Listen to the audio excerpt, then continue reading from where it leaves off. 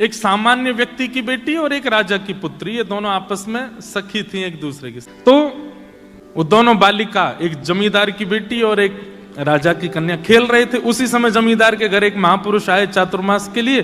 तो संत अपनी बढ़िया ठाकुर जी निकाली, उनका सिंहासन रखें, उस पर शालिग्राम भगवान को विराजमान करें, पंचामृत अभिषेक करें। अब ये दोनों कन्या द्वार पर खड़ी खड़ी देख रही थी।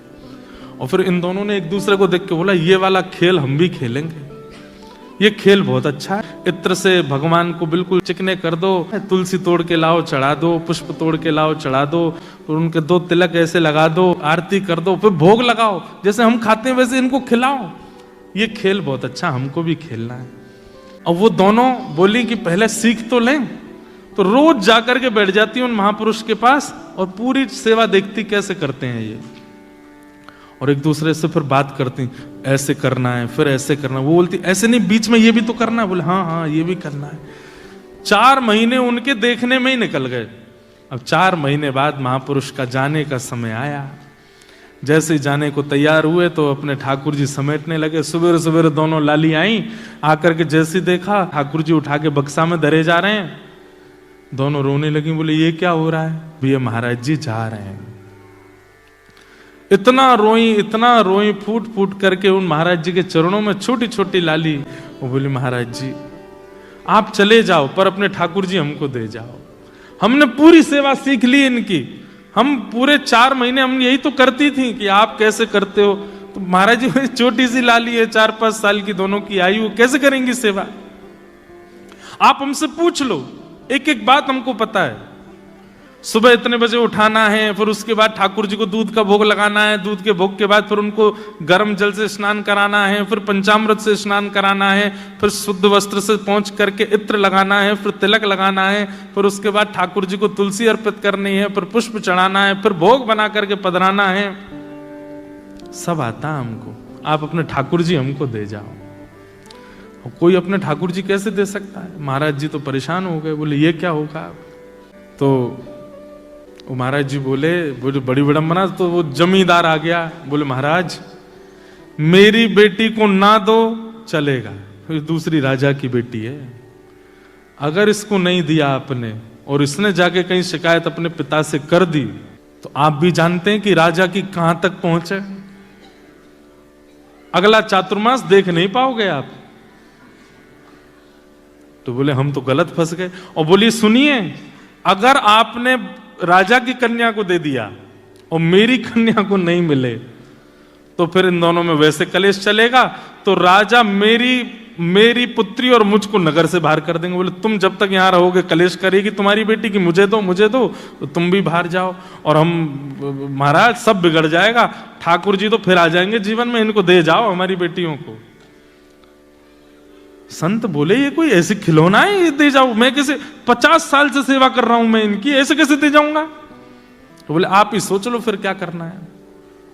तो संत बाहर से शालिग्राम जी जैसे दिखने वाले 2 पत्थर ले आए और पत्थर ला करके वो पत्थर रख दिए सिंहासन पर और अपने ठाकुर जी उठा के धर दिए नीचे सामान्य सी चौकी पर। दोनों कन्याओं को बुलाया, बोले इधर आओ। कन्या आई, बोले अच्छा देखो ठाकुर जी कहाँ हैं? बोले ऊपर बैठे हैं। और बोले नीचे वाले? बोले हाँ ये भी ठाकुर जी। बोले नहीं, ऊपर वाले जो हैं वो ठाकुर जी हैं, नीचे वाले जो हैं ये सेवक हैं। अब बताओ तुमको सेवक चाहिए कि ठाकुर जी चाहिए? दोनों कन्या बोली नहीं नहीं हमको ठाकुर जी चाहिए, सेवक नहीं चाहिए। तो महात्मा बोले ठीक है, तो सेवक मैं ले जाऊं? बोले हाँ आप ले जाओ। सेवक असली ठाकुर जी थे। तो सामान्य से पत्थर दोनों कन्याओं को दे दिए। कन्या बोली इनका नाम क्या है ठाकुर जी का? महाराज जी बोल गए सिलपिल्ले भगवान। तो सिलपिल्ले भगवान। अब आप सोचना, ना कोई संप्रदाय है, ना कोई पद्धति है, ना कोई नियम है, ना किसी भी प्रकार का क्रम है, ना भगवान असली के हैं, केवल सामान्य गली का पत्थर है। नामकरण गुरु जी कर गए। अब वो जो बेटी थी जमींदार की वो अपने घर में सेवा करती और जो राजा कन्या थी वो अपने राजभवन में सेवा करती। और दोनों जब मिलते तो अपने अपने सिलपिल्ले भगवान की बात करते। आज तेने क्या किया? आज मैंने खीर का भोग लगाया, आज मैंने गुड़ का भोग लगाया, आज मैंने ये किया, आज मैंने वो किया। और दोनों बड़ी प्रसन्न। जो जमींदार था उसका छोटा भाई वो उससे बहुत बैर मानता था अपने बड़े भाई से। पैसे देकर के चोरों को बुलाया और कहा इसका पूरे घर का सब सामान चोरी करके और ले जाओ और पीछे से मेरे घर में धर देना। लोगों को तो यही पता चलेगा चोरों ने चोरी की, ये थोड़ी पता चलेगा मैंने करवाया। चोर गए, आधी रात में पूरा घर चोरी कर लिया, उसमें सिलपिल्ले भगवान और ले गए जमींदार की बेटी के। अब सुबह उठते ही पूरा घर तो रोवे कि हमारे चांदी के बर्तन चले गए, हमारे सोने चले गए, हमारे आभूषण चले गए, ये चले गए। और वो कन्या रो मेरे भगवान सिलपिल्ले चले गए, मेरे सिलपिल्ले कहाँ चले गए? उन्होंने कुछ खाया नहीं होगा, सुबह से भूखे बैठे होंगे बेचारे, सुबह उठते ही दूध पीते हैं, नहीं पिलाऊं तो रोते हैं, कहाँ चले गए होंगे? पिताजी मेरे सिलपिल्ले भगवान लाओ, मेरे सिलपिल्ले भगवान लाओ। पिताजी बोले यहाँ पूरा घर लुट गया, तेरे को वो पत्थर की पड़ी है?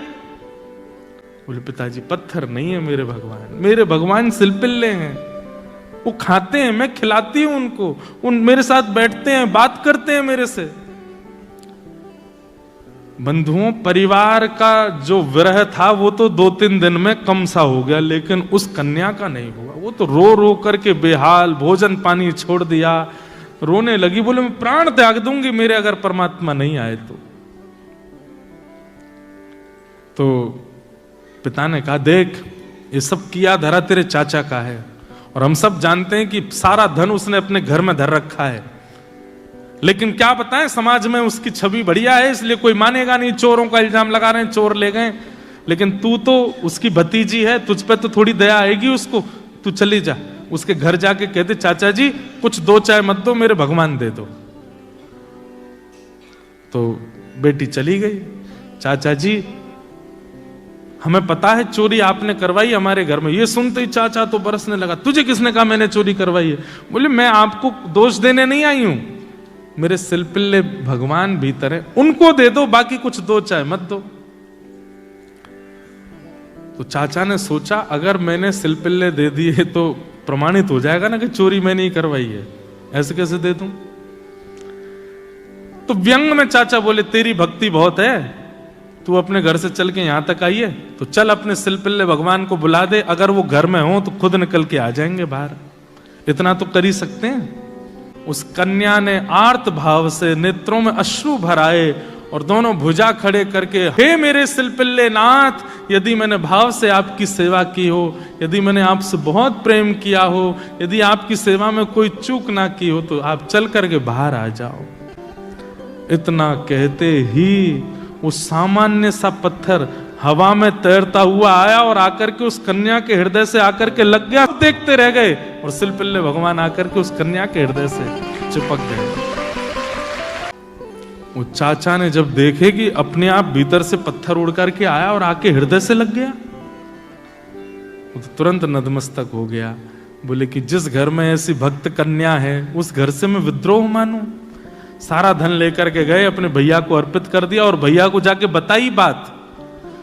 तब परिवार के घर के लोगों ने ये माना, वो अब तक तो यही मानते थे कि पत्थर से खेलती है, तब उनको विश्वास हुआ कि नहीं ये तो साक्षात परमात्मा है। अब राजकन्या जो थी उसके सिलपिल्ले भगवान, उनके साथ कैसी घटना घटी? कन्या का विवाह हुआ, जिस पुरुष के साथ में विवाह हुआ वो किसी भी रूप से भक्त नहीं था, ना वो भक्त था ना उसका परिवार भक्त था। कन्या ने विवाह के लिए मना तो किया, पिता नहीं माने, विवाह कर दिया। अब वो तो बस अपने सिलपिल्ले भगवान को हृदय से लगा के रहे, बोले कि मुझे पता है ये मेरा पति और ये परिवार पूरा जो है ये बिल्कुल भी भक्ति भाव इनके चित्त में नहीं है, पर नाथ बस आप मेरे साथ रहोगे तो मैं पूरा जीवन निकाल लूंगी। अब जिससे उसका ब्याह हुआ था वो तो काम क्रोध लोभ मोह सब था उसके अंदर, वो तो इसी कारण से विवाह कर रहा था, भोग वृत्ति थी उसकी। लेकिन कन्या के चित्त में ये भाव था कि भाई ये वैष्णव नहीं है, इसको तो मैं स्पर्श भी नहीं करने दूं अपना। रात्रि में चर्चा कर रहा था पत्नी से, बातें करने लगा, बातें करते करते और उसने कहा ये क्या है तुम्हारे हाथ में? बोले ये मेरे भगवान है, सिलपिल्ले भगवान। सिलपिल्ले नाम सुनते ही इतना हंसा। क्या? बोले कौन है? सिलपिल्ले भगवान। बोले आप हंसिए मत, ये मेरे ठाकुर जी हैं, मैं बचपन से इनकी सेवा करती हूं। अच्छा ठीक है, रखो इनको अपने पास। लेकिन वो उनको दूर करना चाह रहा था, बार बार लेकर के हटाना चाह रहा था, और वो राजकन्या कस के पकड़े, बोले नहीं आप इनको मुझसे दूर मत करो, ये मेरे प्राण है, ये अगर दूर हुए तो मैं प्राण त्याग दूंगी। एक दिन, 2 दिन, 4-5 दिन बीत गए, लेकिन वो ऐसे ही रहे, शिल्पिल्य भगवान को हृदय से लगा के रहे। उसका यही था कि मैं पूरा जीवन इनके साथ नहीं रह सकती, पर आप रहोगे तो मैं रह लूंगी। एक दिन उस राजकुमार को क्रोध आया और उसने जब हठ पूर्वक हाथ हटाए और वो शिल्पिल्य भगवान को खींच करके और बाहर एक सरोवर था, सरोवर में फेंक दिया। जैसे ही सरोवर में फेंका, वो राजकन्या वहीं मूर्छित होकर गिर पड़ी। पूरा परिवार इकट्ठा हो गया, सब लोग सोचने लगे, बोले अरे ये क्या हो गया, इसके कहीं प्राण ना निकल जाएं, पूरे गांव में हमारी निंदा होगी, इसके पिताजी बहुत बड़े राजा हैं, हमको कारागृह में डाल देंगे। क्या किया तूने?